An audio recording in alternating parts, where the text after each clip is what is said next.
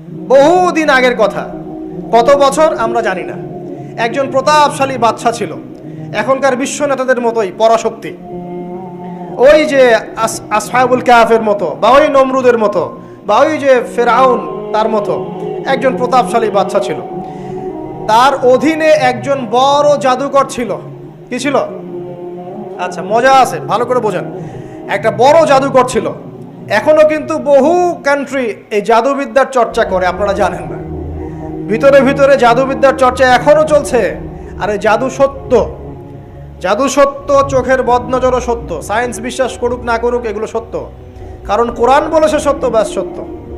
জিন সত্য নাকি মিথ্যা? ফেরেশতা সত্য না মিথ্যা? কবরের আযাব সত্য না মিথ্যা?